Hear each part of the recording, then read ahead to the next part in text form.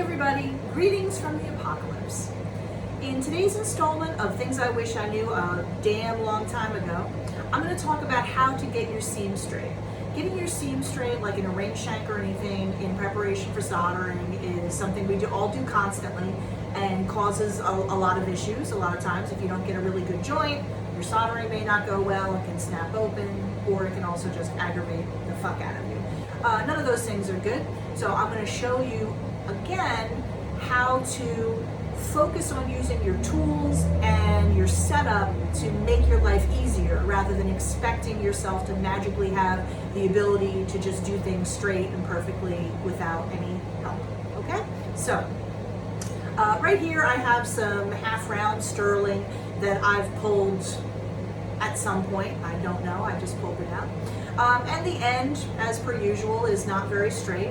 And usually when I'm getting ready to bend a ring shank, a lot of times I like to get the one end nice and straight, then I measure what I need, cut the other end, get that end nice and straight, and then that way I'm immediately ready to start my bending. But even if you've pre-cut it, whatever, it doesn't really matter.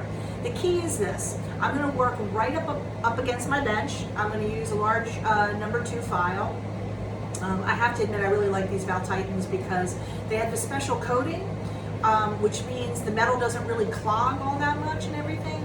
They're like really nice. I mean, one thing I do recommend, whatever kind of file you get the nicer ones. It's just not worth the time and the stress and the agony of using cheap, icky files because it's just that much harder to get a nice result.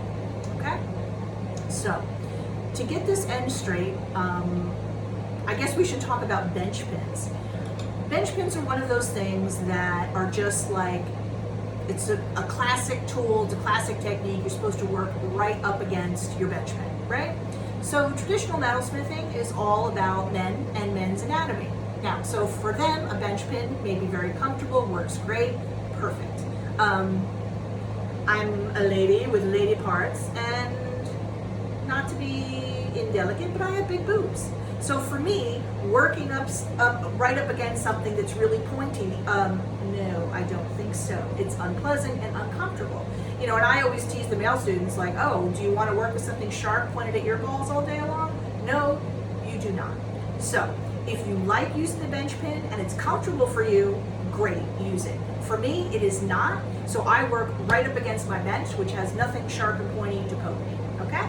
So to get this nice and even, all I have to do is position it right up against my bench like this, with only about 1 millimeter or 2 sticking up.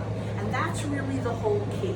If you have a lot of it sticking up, like 1/2 inch or 1 inch, like a lot of it like this, when you file, there's nothing to guide your file. There's nothing for you to rest against. So your file is going to naturally kind of just fall off the end.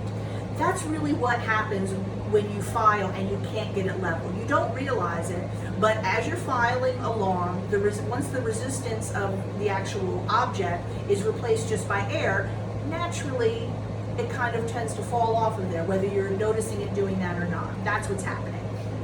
And that is what makes it so difficult to get a flat surface. So if I leave this just like 1 millimeter or 2 up from the tabletop or the bench pin if you prefer, when I file, the table itself keeps my file pretty much aligned. How far off can I really get if my table's right there? Now, if your table is wood, which they pretty much always are, it's not going to hurt your file, so don't worry about that. So if you just have it up a little bit and file across like this,